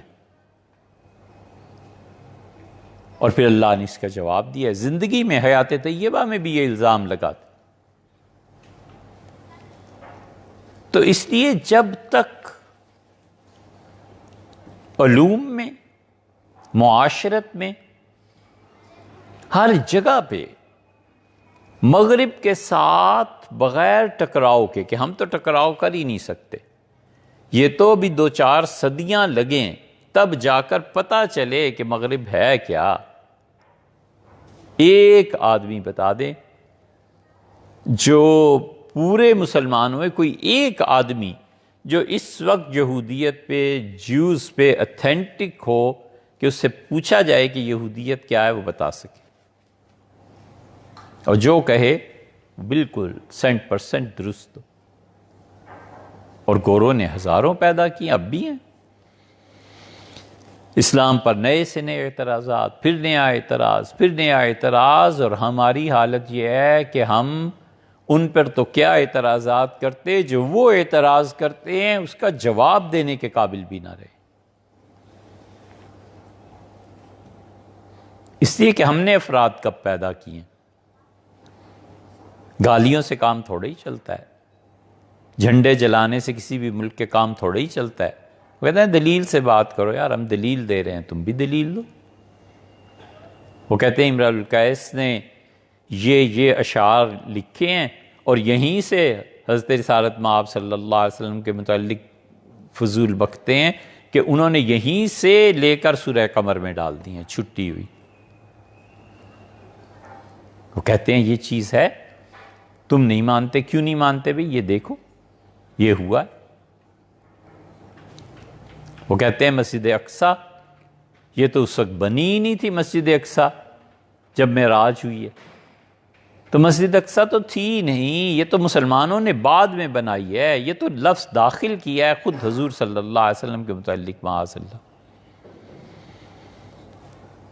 وہ کہتے ہیں اس شخص کی بات کرتے ہو جس شخص کے حمزہ رضی اللہ عنہ سے 4 سال عمر کا فرق بھی مانتے ہو، اور دوسری طرف یہ بھی کہتے ہو کہ حمزہ بن عبد المطلب اور عبداللہ بن عبد المطلب، نہ عبد المطلب دادا اور ان کے بیٹے عبداللہ بن عبد المطلب، دونوں باپ بیٹے کا نکاح 2 لڑکیوں سے مدینہ منورہ میں ایک ہی دن میں ہوا ہے۔ یہ طبقات ابن سعد میں ہے،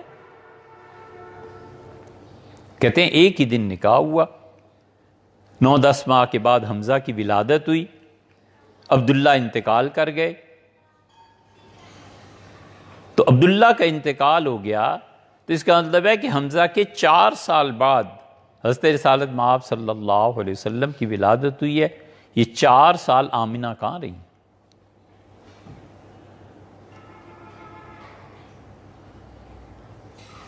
یہ ہیں اعتراضات۔ اٹھو، مارو، گولی مار دو، قتل کر دو، جو مرضی کرو یار، ہزاروں کا ایمان اس پہ برباد ہوا ہے، ہوگا۔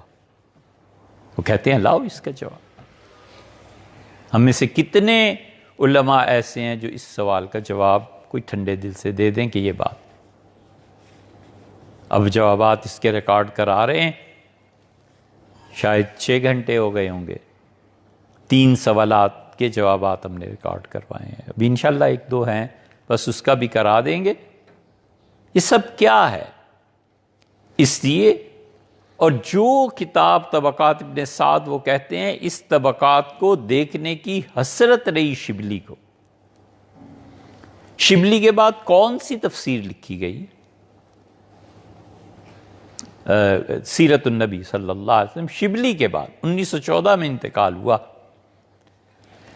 اور شبلی نے جتنی تحقیق کی ہے حضور اقدس صلی اللہ علیہ وسلم کے بارے میں اتنی خود سید سلیمان ندوی رحمۃ اللہ نہیں کر سکے۔ اس کی وجہ یہ ہے کہ سید صاحب رحمۃ اللہ اس وقت تصوف میں آ گئے تھے، تو ان کی باقی جلدیں وہ حضرت نے کسی اور رنگ میں تحریر کی ہیں، وہ تحقیقی چیز نہیں ہے، وہ چیز ہی اور ہے۔ حضور اقدس صلی اللہ علیہ وسلم کی حیات طیبہ کے کتنے بڑے اہم واقعات، عفق کا واقعہ ہے، حدیبیہ کا واقعہ ہے، سید صاحب رحمۃ اللہ 2 صفحے 4 صفحے، اور عفق کے واقعے پہ تو صرف 2-4 سطریں ہی لکھ کے آگے چل پڑے ہیں کہ یہ واقعہ مسلمانوں کو معلوم ہی ہے۔ اس میں کیا ہوا ہے، کس کا کتنا کردار تھا، اور کمال ہے سیدنا ابو بکر رضی اللہ عنہ پہ۔ ایک طرف بیٹی ہے جس پہ تہمت لگی ہوئی ہے، دوسری طرف حضرت رسالت مآب صلی اللہ علیہ وسلم ہے، مہینہ 2 مہینے کے پورا مدینہ منورہ سناٹا چھایا ہوا ہے، اور یہ اللہ کا بندہ سوائے 1-2 جملوں کے اور کوئی چیز ہی نہیں ہے، چپ۔ بیٹی نے بھی کہا کہ والد جواب دیں، آپ نہیں جانتے میں پاک ہوں؟ والدہ آپ جواب دیں۔ سیدنا ابو بکر رضی اللہ عنہ کا ایمان اتنا گہرا تھا، اتنی کمال کی چیز تھی، تو نا بیٹی تمہیں نہیں معلوم وہ اللہ کے رسول ہیں؟ چپ، بس۔ کمال ہے حضرت ابو بکر رضی اللہ عنہ کے کردار کی، باپ ہے۔ ایسی کئی چیزیں ہیں جس پہ حضرت ایسے گزر گئے، وجہ اس کی یہ ہے کہ وہ تحقیق کر۔ اب سید صاحب رحمۃ اللہ نے جو لکھا تھا وہ بھی نہ رہے۔ اس کے بعد کتنی سیرت پہ کتابیں اردو زبان میں آئی ہیں جو اس تحقیق کے ساتھ آئی۔ اس لیے مغرب نے علوم پہ بھی اثر ڈالا ہے، مغرب نے فکر پہ اثر ڈالا ہے، مغرب نے اخلاقیات پہ اثر ڈالا ہے، اور جتنے لوگ علوم سے پہلو تہی کیے ہوئے ہیں یہ سب خدا کو کل جواب دینا ہوگا کہ سماجی علوم، معاشرتی علوم، فلسفہ، تاریخ اور اس کا فلسفہ، پوری جمالیات، شاعری، مصوری، موسیقی اور پوری لسانیات، یہ تو 4-5 ہم گنوا رہے ہیں، آگے اس کی بھی شاخیں ہیں بہت۔ ان تمام علوم میں کہیں مسلمانوں نے دخل دیا ہو اور اسے بتایا ہو کہ یہ ہے چیز کیا، اور اس میں سے کیا چیز حق تعالی شانہ کے وجود کو ثابت کرتی ہے، ان میں جا کر اپنی اصطلاحات گھڑیوں بنائیوں، جیسے انہوں نے کیا ویسے ہی کام کیا، ان سے ٹکرانے کی بجائے اور ان سے ذہنی طور پر متاثر ہونے کی بجائے درمیان کی رائے اختیار کر لیو، بالکل بے نیازی کے ساتھ کہ آپ جو کچھ بھی لکھتے رہیں، ہم نے اپنے بچوں کو آئندہ سے یہ پڑھانا ہے۔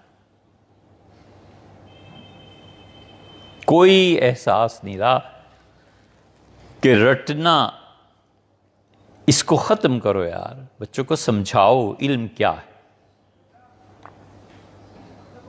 آزادی بائیمانہ کہ وہ پابندیوں کے ساتھ ان کی تربیت، وہ نصاب تعلیم ہے ہی نہیں، کہاں ہے؟ جہاں سوچ سمجھ کے بچہ پڑھے، سمجھ میں آ جائے کہ یہ چیز یہ ہے، اور ایسے فضول اور بیکار نصاب تعلیم، اور اس تعلیم کے نظام سے فارغ ہونے کے بعد جب وہ ایم ایس سی کچھ بھی کر لے تو پتہ چلتا ہے کہ بیٹے جو علم آپ نے پڑھا ہے نا اس کی تو معاشرے میں کھپت ہی نہیں ہے، کسی کو چاہیے ہی نہیں، جاب کہاں سے ملے؟ کون بچہ ہے جس نے جیومیٹری پڑھی ہو اور پائی نہ پڑھی ہو؟ اب وہ پائی کا استعمال عملی زندگی میں کہاں ہوگا؟ یہ کس ٹیچر نے سکھایا؟ خود پتہ نہیں اسے بھی صحیح طرح سمجھ آئی ہے کہ نہیں آئی۔ اور بھئی چھاپا ہے، چھاپ کے دے دو، اور پھر اس سے بھی ظلم، امتحان ہے یہاں یہ امپورٹنٹ کویسچنز ہیں، پچھلے 10 سال کے پیپر لے آؤ، اس میں جو کویسچنز ہیں وہ تو آنا ہی آنا ہے، اور پاس بھی کر لیا یار، سب ہو گیا، اس سے پوچھو جس میں سے تم نے 80 نمبر لی، یہ ہے کیا چیز؟ یہ ٹیچرز سب جانتے ہیں کہ کیا ہو، ٹیچرز اب انہیں ہتھکڑیاں لگاؤ۔ یہ بھی ہوا ہے نا واقعہ، جب ٹیچر بننے کے بعد یہ چیز ہو جائے تو پھر سوچنا چاہیے کہ اس قوم کا کیا مستقبل ہے۔ ہم نے مغرب میں دیکھا، اور اب تک یہ بات سننے والے ہزاروں ہوں گے، ان سے پوچھو اس معاشرے میں ڈاکٹر، انجینئر، کمپیوٹر انجینئر، ان کی اتنی عزت نہیں جتنی عزت اس کی ہے جس نے پڑھا لکھا ہے، یہ پڑھایا ہے۔ ٹیچرز کی عزت اور احترام اب تک محفوظ ہے۔ بڑے بڑے لوگ، پریزیڈنٹ ٹیچرز ڈے پہ کم سے کم فون ہی کرتا ہے اپنے ٹیچرز کو، پوچھتا ہے کہ کیا بات ہے، کیا حال ہے، کہاں ہیں، یہ وہ۔ یہ حالت ان اقوام کی ہے جن پر لعنت بھیجتے ہوئے دن رات ایک کر دیتے ہیں، اور اگر یہاں کریں گے تو ان کی تہذیب سے متاثر ہو کر کریں گے، دین سے نہیں کہ یہ دین کی تعلیم۔ اشفاق احمد کہیں لکھا ہے انہوں نے، جاپان کا کہ اٹلی کا؟ اٹلی کا۔ انہیں کسی وجہ سے عدالت میں جانا پڑ گیا، تو انہوں نے پوچھا جج نے کہ آپ کون؟ تو ان کا میں ٹیچر ہوں۔ تو کہتے تھے کہ سارے جج میرے احترام میں کھڑے ہو گئے، وہاں میں نے دیکھا کہ ٹیچر کا احترام کیا چیز ہوتی، سب کھڑے ہو، اور یہاں ہتھکڑیاں لگا دیں۔ کوئی شرمندگی ہے کہ ہم نے یہ کیا فیل، بس زیادہ یہ کیا کہ اسے ہٹا دیا کہ جس نے ہتھکڑیاں لگائی تھی، اور جو اس کے بعد آئیں گے کوئی انتظام کیا ہے کہ ٹیچر، سکھانے والا، علم والا، تعلیمی ادارے؟ اس لیے جو کام کرنے کے ہیں ان میں سے ایک بہت بڑا کام یہ کرنے کا ہے کہ جتنے سماجی علوم ہیں، فلسفہ، جمالیات، اور بہت بڑی چیز نفسیات، آپ پورے مسلم لٹریچر میں ایک کتاب نکال کے دکھا دیں جو ہمارے زمانے میں نفسیات کے موضوع پر لکھی گئی ہو کہ اسلام نے اس کا کیا کیا حل پیش کیا۔ ہمارے ہاں جتنے بیمار نفسیات کے لوگ ہیں اتنے بیمار تو جسمانی نہیں ہیں۔ اس لیے جتنے یہ کہتے ہیں کہ ڈاکٹرز ہاسپٹل بناؤ، بلا شبہ ہاسپٹل بناؤ یار، بالکل ٹھیک ہے، اس سے بڑھ کے نفسیاتی امراض ہے، اس سے بڑھ کے دماغ خراب ہے، اس سے بڑھ کے آپ کی سوسائٹی میں غصہ ہے۔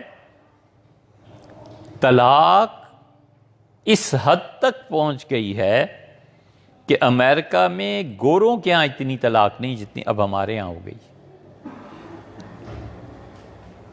انڈیا میں طلاق کے موضوع پہ جو کچھ ہو رہا ہے، وہ دین میں جو بھی مداخلت ہے، یہ سب نفسیاتی مسائل ہیں۔ زوم، کن کن چیزوں میں لوگ مبتلا ہیں؟ وہ کہتے ہیں کونسلنگ کی ضرورت ہے۔ کونسلنگ کیسے ہونی ہے؟ کیا بتانا ہے اسے؟ امید کیسے دلانی ہے؟ تعلق مع اللہ کا قائم کرنا، اس کے اثرات کیا ہیں؟ اور ان لوگوں کی صحبت، ان لوگوں کے ہاں جا کر تربیت کا حاصل کرنا، بالکل چیپٹر کلوز ہے اس کا۔ یہ نفسیات سماجی علوم میں سے ہے، ان علوم میں سے ہے جس پہ لوگوں نے برس ہا برس محنت کی اور پھر لکھا۔ امام غزالی رحمۃ اللہ علیہ کے احیاء العلوم اور کیمیاء سعادت ایسے ہی وجود میں آ گئی ہیں۔ غزالی چلے گئے تھے وہاں بیت المقدس، اور 10-12 سال انہوں نے اس حال میں گزارے کہ وہ روزانہ چلے جاتے تھے۔ صبح فجر کے بعد جو گنبد بنا ہوا تھا اس کے اوپر کوئی کمرہ تھا، بیٹھے رہتے تھے، ظہر میں آتے تھے، نماز پڑھ کے پھر چلے جاتے۔ 10 سال سے زیادہ یا اس کے قریب کی مدت مکمل تنہائی میں گزاری، تب جا کر یہ کتابیں وجود میں آئیں۔ شیعہ میں ملا صدرہ تھے، ملا صدرہ کی کتابیں پڑھیں، پتہ چلتا ہے کسی آدمی نے کچھ لکھا۔ ملا صدرہ کی ظاہر ہے اہل تشیع میں سے ہیں تو بہت سی چیزیں قابل اعتراض ہیں، لیکن انسانی اخلاقیات پہ جو کچھ انہوں نے لکھا ہے وہ کوئی خالہ جی کا گھر نہیں ہے ایسے لکھنا۔ کسر اصنام الجاہلیہ، مبدأ اور معاد، یہ سب اس ملا صدرہ کی ہیں۔ اور ملا صدرہ پڑھا کے بالکل تنہائی میں چلے گئے۔ پوچھا تو کہنے لگے کہ خدا کی معرفت حاصل کرنا چاہتا ہوں، کہ اللہ کی معرفت کیا ہے۔ کئی سال تک مکمل تنہائی، اور پھر مجمع میں آ کے وہ بیٹھے اور کچھ بات کی، اور یہاں 2 لفظ نہیں آتے اور کلپس بن رہے ہیں۔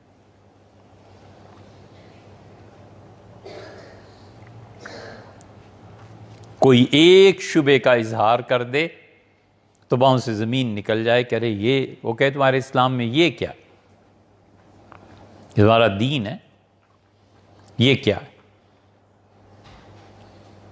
یہ چیزیں اس لیے کہ سماجی علوم کی طرف سے بالکل غفلت ہے۔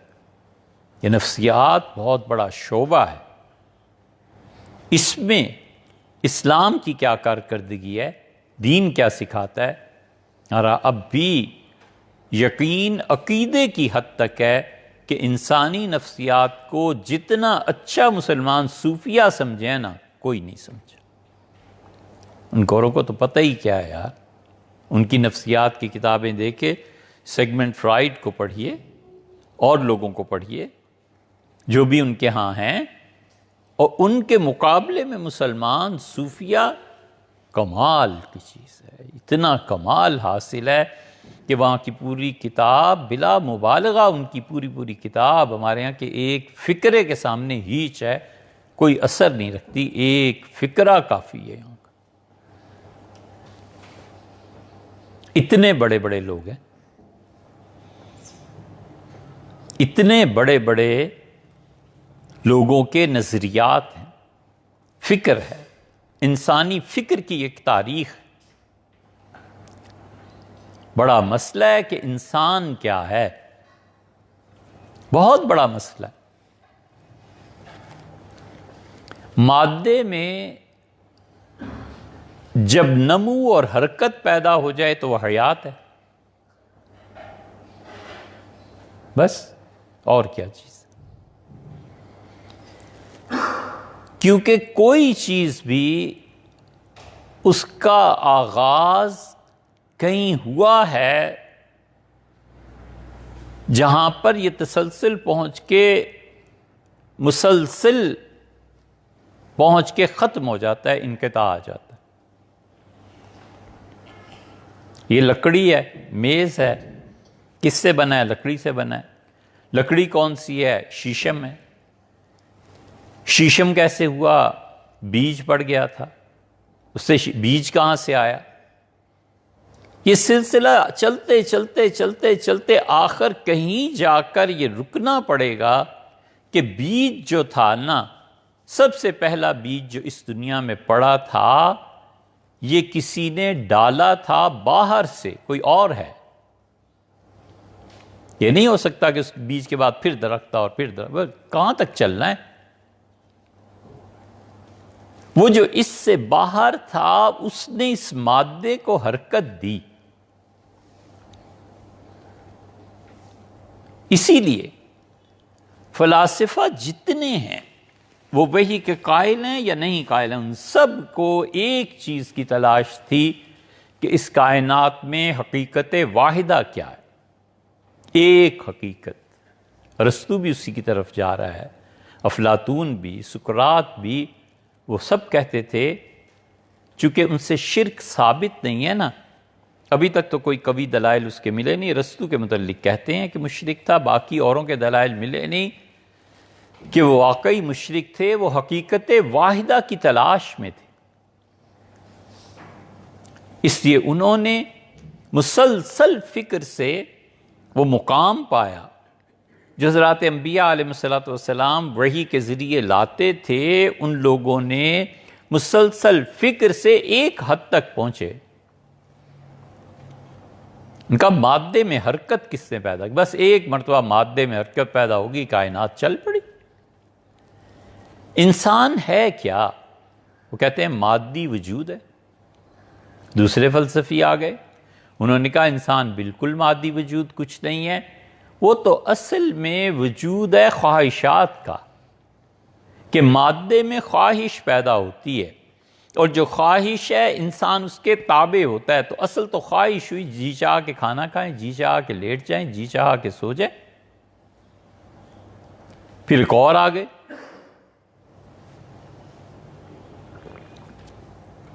ان کا کوئی خواہش نہیں، کوئی وجود نہیں، عقل ہے بس. عقل نے ایک وجود کو پر حکمرانی کی ہوئی ہے، تو حکمران کو دیکھو نا. اور مسلمان صوفیہ انہوں نے کہا انسان در حقیقت روحانی وجود ہے. روح پہ بات کرو، جس کے تابع یہ مادہ ہونا چاہیے، اور مادے نے اس کو دبا لیا ہے روح کو. اور روح چاہتی ہے کہ پرواز کرے، روح چاہتی ہے کہ اسے کوئی کھلی فضا ملے جہاں پر جا کے وہ اپنے پر کھول سکے، جہاں پر جا کر وہ ایک ہی وقت میں متعدد جگہ پہ اس کا ظہور ہو. یہ ہے مسئلہ کہ روح کا ایک ہی وقت میں متعدد جگہ پہ ظہور ہو. صاحب روح المعانی نے 3 جگہ یہ بحث کی ہے، اور ایک جگہ صاف لفظوں میں لکھا ہے کہ جبریل امین کیا اپنے مقام سے جدا ہوتے تھے کہ رسول اللہ صلی اللہ علیہ وسلم تک پہنچتے تھے، یا وہیں سے بیٹھے بیٹھے وہ وہاں بھی تھے اور یہاں بھی تھے. اور اسی کو پھر انہوں نے لکھا ہے کہ اولیاء اللہ اور کاملین کے ارواح ایک جگہ ہوتی ہیں یا متعدد جگہ پہ ہوتی ہیں. یہ صاحب روح المعانی نے اس پہ بحث کیا. یہ اتنا بڑا مسئلہ ہے، اور خام خواہ تفرقہ، فرقہ واریت اور یہ چیزیں پھیلانے کو جاہل مولویوں نے لوگوں کے درمیان لا کے رکھ دیا کہ یہ حاضر و ناظر کا مسئلہ ہے. ان کو پڑھ کے کوئی سمجھے تو پھر پتہ چلے. حضرت خواجہ باقی باللہ رحمۃ اللہ نے اس پر ارشاد فرمایا ہے. حضرت مجدد رحمۃ اللہ نے لکھا ہے، شیخ عبدالحق صاحب محدث دہلوی رحمۃ اللہ نے لکھا ہے، کون ہے جس نے ان چیزوں پر بحث نہیں کی؟ صوفیہ کہتے ہیں انسان اصل میں روحانی وجود ہے بس، عالم قدس سے یہاں لایا گیا، اور پنجرہ ہے انسان کا جسم. اس لیے جتنا جتنا وقت قریب آتا ہے حقائق کی دنیا میں منتقل ہونے کا، اتنا یہ پرندہ زور لگاتا ہے کہ کاٹو میرے اس جسم کو اور مجھے کسی طرح آزادی دو، میں جانا چاہتا ہوں. اور جب جاتا ہے پھر اس کی پہلی اڑان یہاں سے عرش معلیٰ تک ہوتی. وہ اڑان بھی ایسی زبردست کہ ایک لمحے کے بھی کچھ حصے میں یہاں سے وہاں بس ختم. یہ تو ایک رضائی کی طرح ہے، جسم اوڑھ رکھی ہے، اسے ختم ہو جانا ہے، یہ ختم ہو جاتی ہے. پھر ارواح، اس کی دنیا، اس کی اپنی اس کی چیزیں، پھر اس کا انسانوں سے تعلق، خواب، اس کی حقیقت. حضرت شاہ عبدالعزیز صاحب رحمۃ اللہ نے ایک رسالہ لکھا ہے خواب پہ. اور اس میں جسے کہتے ہیں نا بٹوین دا لائنز، بین السطور، حضرت نے بڑی چیزیں کھولی ہیں، وہ اساتذہ سے پڑھنے کے قابل۔ پھر ان ارواح کا قدیم ہونا بھی ماننا ہے کہ نہیں؟ ابن عربی رحمۃ اللہ علیہ لکھتے ہیں، اس کے رد میں حضرت خواجہ باقی باللہ رحمۃ اللہ علیہ لکھتے ہیں وغیرہ وغیرہ، وہ کہتے ہیں روحانی وجود ہے، روح ہے اصل، اور اس سے جسم کے تابع، آخرت میں دوسرے جہان میں جسم روح کے تابع، اور اس روح کو پھر اللہ ایک اور بدن دیتا ہے اور ایک اور جسم دیتا ہے وغیرہ وغیرہ۔ اس لیے ہمارے دور کی ضروریات میں سے ہے کہ علماء یہ جو معاشرتی اور سماجی علوم ہے نا، اس پہ بھی غور کریں، بتائیں اسلام کا نظریہ کیا ہے، شے کے بارے میں اسلام کا نظریہ کیا ہے، انسان کے بارے میں نظریہ کیا ہے۔ ہمارے ہاں جو ڈپریشن اور بلڈ پریشر اور غصہ اور عقل کا ناجائز اور جائز استعمال، یہ بڑی امہات بڑے مسائل میں ہیں، جن میں یورپ گھرا ہوا ہے، امریکہ گھرا ہوا ہے، اور کوئی نہیں ہے جو ان کی رہنمائی کرے، کوئی نہیں ہے جو انہیں دکھائے کہ یہ راہ ہے اصل میں جس کو تم فراموش کر بیٹھے ہو، اور اس پہ چل کے تمہیں اطمینان اور سکون حاصل ہو سکتا ہے۔ نتیجہ یہ کہ چونکہ میدان خالی ہو گیا، اس لیے امریکہ میں دھڑا دھڑ لوگ بدھ مت کو قبول کر رہے ہیں، ان کے مراقبات کی جگہ بن رہی ہے، یہ ہو رہا ہے، یہ ہو رہا ہے۔ وہ سب کیا ہے؟ وہ در حقیقت اس حقیقت واحدہ کی تلاش ہے جو اس کائنات میں حقیقت واحدہ پائی جاتی ہے، اور وہ حقیقت چونکہ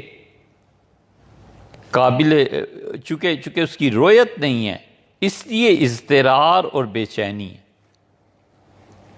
اور معبود کی خصوصیت یہ ہے، عبادت کے لائق وہ ہے جو آنکھ کی گرفت میں نہ آئے۔ اس آنکھ کا سب سے بڑا عذاب یہ اتنا بڑا عذاب ہے کہ اگر لوگوں کو اندھا خدا پیدا کرتا تو بڑا اچھا ہوتا۔ اس آنکھ کا سب سے بڑا عذاب یہ ہے کہ جو چیز اس کی گرفت میں آ جائے، یہ اس میں عیب نکالے بغیر نہیں رہتا، اور جب معبود میں عیب نکالے گا تو عبادت کیوں کرے گا؟ یہ آنکھ عیب نکالتی ہے ہمیشہ، جو چیز اس کی گرفت میں آ جائے۔ اسی لیے تو حسن ایک مرتبہ گرفت میں نہیں آتا، بار بار دیکھتا ہے، پھر دیکھتا ہے، پھر دیکھتا ہے۔ آنکھ ایک مرتبہ اور بدصورتی وہ ایک ہی مرتبہ دیکھ کے منہ پھیر لیتا ہے، کیونکہ وہ آنکھ کی گرفت میں آ جاتی ہے نا، آنکھ بھر جاتی۔ یہ چیز تو چاہیے کہ نفسیات کو لوگ پڑھیں، اور جو سوالات انہوں نے پیدا کیے ہیں، جو کچھ انہوں نے، نہ اس سے ٹکراؤ اور نہ ان کا پیرو ہو جانا، ٹھیک اپنا اعتدال کا نقطہ نظر اس پہ لکھنا چاہیے کہ یہ ہے رائے، اسلام یہ کہتا ہے، کتاب و سنت یہ کہتی ہے، چاہے غلط ہی لکھے۔ غلط لکھے گا نیت تو خراب نہیں نا؟ جب نیت خراب نہیں ہے، غلط لکھا صحیح لکھا، دونوں چیزیں اللہ کی نشانیاں ہیں کہ ایک آدمی نے محنت کی ہے، غلط نتیجے پہ پہنچا تو اب اس کا کیا ہے؟ اس کا اجتہاد ہے اپنا، لیکن منتہا مطلق حقیقت واحدہ اللہ، اس پہ کام کرنا چاہیے۔